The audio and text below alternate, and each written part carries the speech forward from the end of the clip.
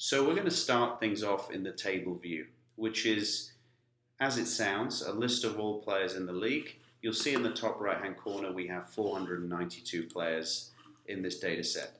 I'm now going to look at the next view, which is the bar chart view. This is taking information as selected by the user, in this case blocks per game, but equally I could look at defensive rebounds, and it's showing me those numerical values in a bar chart. As I scroll down, I can see each player with a little call out, which can be customized. I can then apply color to show people by team, and I can isolate teams very quickly, picking my favorite team. And here, in this case, seeing that Evan Turner is the best player in that team for defensive rebounds. If I go back to the full data set, the next screen I'm going to take a look at is the cluster view. The cluster view takes every player in the league and puts them on a single page. I can either view this data as a single cluster, a single ball, or as 492 nodes. You'll see in the bottom right hand corner that there's some other data I can take a look at. In this case, games played. 23,000 games played, an average of 48 in a season for each player. If I go to the aggregated view, I can start to look at how many people there are by conference or by position, and I can apply color to show how many people there are by team in each of those positions. If we choose to zoom in on a position, let's say the guard, I can zoom in at every player in there and see how many players there are by team, and I can toggle between the aggregated view and the individual view. I can also apply size to show another dimension. Maybe I wanted to look at every player in the league sized by the number of points they're scoring.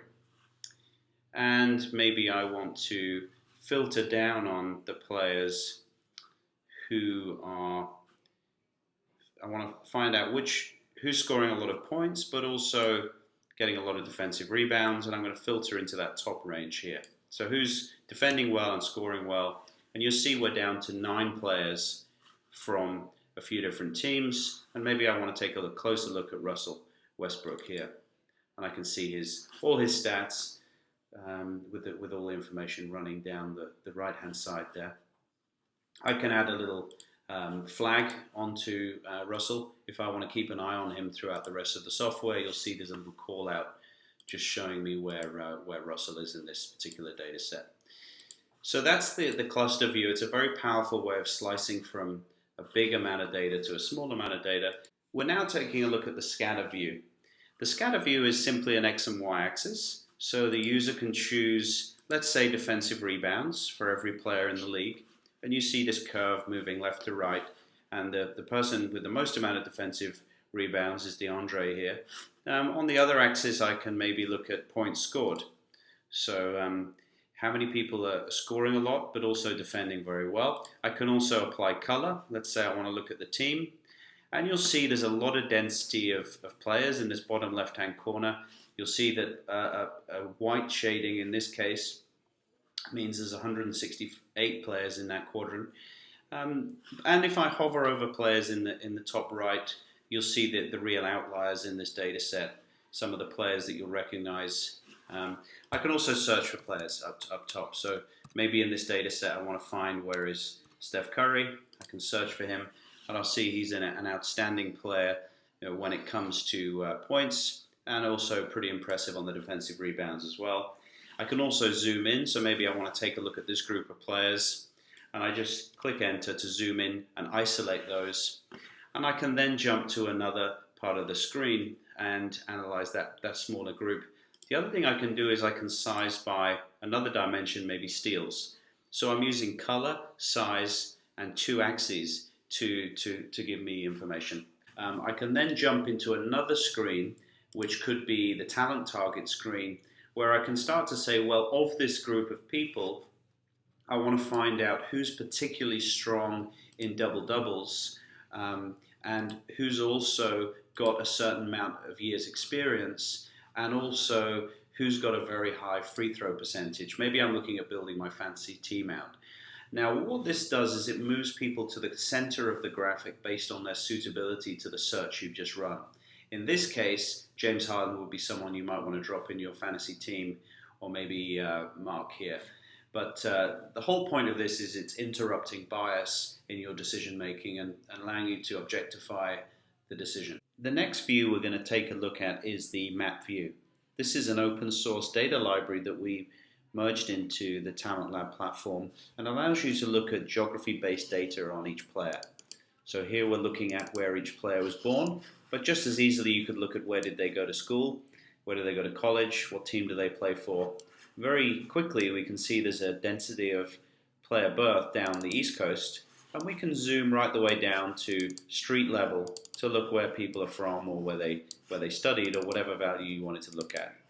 If we take a look at Florida, we can see there is particular pockets of players from particular areas indicated by the heat, and we can zoom in and isolate that group of players very easily. You see there's 37 players from this particular region. We can then flip into another part of the tool to take a closer look at who they are and their position and so on. We wanted to go one step further with Talent Lab in regard to the NBA information, and that was to build a view that allowed you to look at not just the player's statistics at a point in time, but their shots during an entire season. And we developed a view which we call the court view. The court view, which you see on screen, is essentially a picture of a court with a heat map representing hundreds of thousands of shots during a regular season.